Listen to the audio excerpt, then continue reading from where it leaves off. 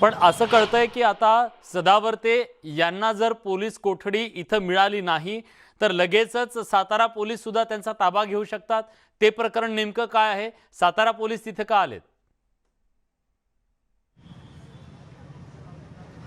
साताऱ्यातलं जे प्रकरण आहे विलास, ते एक वेगळं प्रकरण आहे। हे प्रकरण सातारा पोलिसांचे प्रतिनिधी या ठिकाणी पोहोचलेले आहे। सातारा पोलिसांच्या 3 गाड्या या ठिकाणी आलेल्या आहेत। साताऱ्यामध्ये एक गुन्ह्याची नोंद झालेली आहे गुणरत्न सदावर्ते यांच्या विरोधात। सदावर्ते यांनी छत्रपती शिवाजी महाराजांचा एकेरी उल्लेख केला, त्यांना अपमानास्पद अशी काही वक्तव्य केली असा आरोप सदावर्ते यांच्यावर आहे आणि तसा गुन्हा साताऱ्यामध्ये नोंदवला गेलेला आहे आणि म्हणून साताऱ्याचे पोलीस या ठिकाणी पोहोचलेले आहेत। जर प्रणाली माफ करा, पोलीस कोठडी संभाजीराजे छत्रपती यांच्याबद्दलचा तो उल्लेख होता, त्याच्याबद्दलची ती केस असावी असं वाटतं।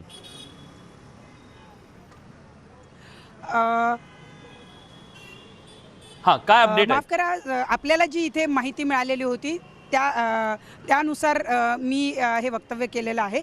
परंतु ती नेमकी केस काय हे थोड्या वेळात आपल्याला कळू शकेल, कारण जे प्रतिनिधी पोलिसांचे इथे आलेले आहेत त्यांनी याबद्दल कुठलाही खुलासा केलेला नाही आहे। ते या ठिकाणी आलेले आहेत आणि त्यांचा प्रयत्न असा आहे की जर आज सदावर्ते यांना या ठिकाणी काही मिळालं नाही, म्हणजे त्यांची पोलीस कोठडी झाली नाही किंवा त्यांना न्यायालयीन कोठडी जर मिळाली नाही तर सातारा पोलीस या ठिकाणी त्यांना अटक करण्याची शक्यता आहे आणि त्याच्यासाठी म्हणून पोलिसांचे सातारा पोलिसांच्या 3 व्हॅन या ठिकाणी पोहोचलेल्या आहेत। अजून पुढचा युक्तिवाद जो आहे त्याबद्दलची अधिक माहिती जी आहे ती मी देऊ इच्छिते विलास। कोणी पैसे दिले आणि पैसे कोणी दिले आणि ज्यांनी पैसे दिले त्यांची कोणाचीही तक्रार नाही, अशा पद्धतीचा युक्तिवाद जो आहे तो आता सदावर्ते यांच्या वकिलांनी केलेला आहे। 353 लावलेलं आहे, कस्टडीची गरज नाही आहे, कोणी कोणाला मारलं काहीच माहिती नाही आहे आणि त्यामुळे ही जी 353चा जो कलम लावलेला आहे तो अयोग्य आहे असा दावा सदावर्ते यांच्या वकिलांनी केलेला आहे। हे खरं नाही आहे की रिटायर्ड राजकारणी लाख रुपये कमवतो आणि सामान्य माणसाला कमी पैसे मिळत आहेत, आणि जो दावा वारंवार वकील करत आहेत आणि ज्या पद्धतीची भाषणं किंवा ज्या पद्धतीचे पोस्टर्स लावले गेलेले होते की पॉलिटिशियन्स जे आहेत ते रिटायर झाल्यानंतरसुद्धा ते जर MP झाले, ते जर आमदार झाले तर त्यांना पेन्शन मिळते, पण आमचे जे कर्मचारी आहे जे आयुष्य वेचतात एखाद्या सेवेसाठी त्यांना प्रणाली तुम्हाला थांबवतो। एक महत्त्वाची ब्रेकिंग न्यूज आता आपल्यापर्यंत पोहोचते। ती ब्रेकिंग न्यूज अशी आहे की आता शरद पवार यांच्याकडे आपण का गेलो तर त्यांनी सरकार बनवलं असा दावा करण्यात आलेला आहे। सदावर्तेंच्या वकिलांनी हा युक्तिवाद केलेला आहे न्यायालयामध्ये। सदावर्तेंचे वकील दावा करतायत की तुमच्या अपयशाचं खापर कर्मचाऱ्यांवर का फोडलं जात आहे? पवारांकडे गेलो कारण त्यांनी सरकार बनवलं अशा शब्दात गुणरत्न सदावर्ते यांच्या वकिलांनी आता दावा करायला सुरुवात केलेली आहे।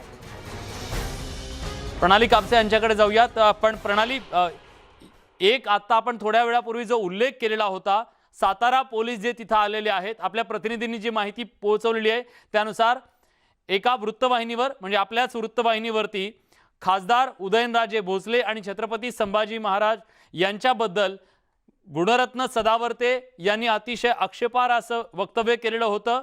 2 वर्षांपूर्वी त्याच्या संदर्भातला गुन्हा दाखल झाला होता। ॲडव्होकेट सदावर्ते यांच्यावर सातारा शहर पोलीस ठाण्यामध्ये गुन्हा दाखल झाला होता आणि त्यामुळे सातारा पोलीस हे गिरगाव कोर्टामध्ये आता दाखल झाल्याचं कळतंय। आता तुमचे अपडेट्स। विलास, आता नवीन अपडेट येत आहेत।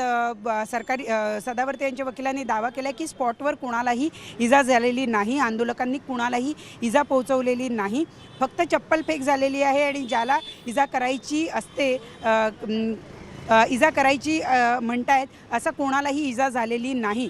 मग हे म्हणणे की हे संपूर्ण षडयंत्र होतं, हे कॉन्स्पिरन्सी होती, असं होऊ शकत नाही असा दावा केलेला आहे। आणि सोबतच त्यांनी हा सुद्धा दावा केलेला आहे की शरद पवारांकडे गेलो होतो कारण शरद पवार यांनी हे सरकार बनवलेलं आहे। अगदी पहिल्या दिवसापासून ज्यावेळेला हे सगळं घडलं त्यावेळेला सुद्धा राष्ट्रवादीकडून किंवा महाविकास आघाडीकडनं ज्या प्रतिक्रिया येत होत्या त्यामध्ये सातत्याने हे म्हटलं जात होतं की महाविकास आघाडी सरकारची जी प्रतिमा आहे ती डागाळण्यासाठी हा सगळा प्रकार केला जातो आहे, शरद पवार यांची प्रतिमा डागाळण्यासाठी हा सगळा प्रकार केला जातो आहे। शरद पवारांचंच घर का निवडलं गेलं किंवा सदावर्ते यांनी शरद पवार यांनाच टार्गेट का केलं अशा पद्धतीचे प्रश्न जे उपस्थित केले जात होते त्यावेळेला आणि हे विरोधकांनी तयार केलेलं षडयंत्र होतं आणि सदावर्ते हे विरोधकांच्या बाजूनं हे सगळं षडयंत्र घडवत होते. अशा पद्धतीचे जे दावे राजकारण्यांनी केले होते त्या दाव्यांना आता सदावर्ते यांच्या वकिलांनी उत्तर दिलेलं आहे की शरद पवार यांच्याकडे गेलो होतो कारण हे सरकार शरद पवारांनी बनवलेलं आहे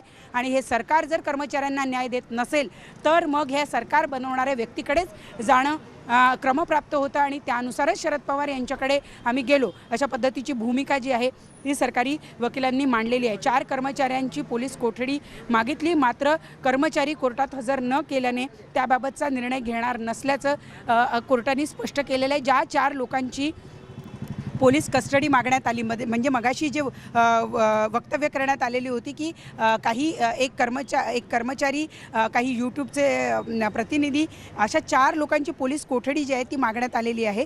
परंतु या 4 कर्मचाऱ्यांची पोलीस कोठडी मागण्यात आलेली आहे, परंतु हे 4 कर्मचारी कोर्टात हजर नाही आहे आणि त्यामुळे यांच्या कोठडी संदर्भातला निर्णय घेतला जाणार नसल्याचं या ठिकाणी कोर्टानं स्पष्ट केलेलं आहे. विलास.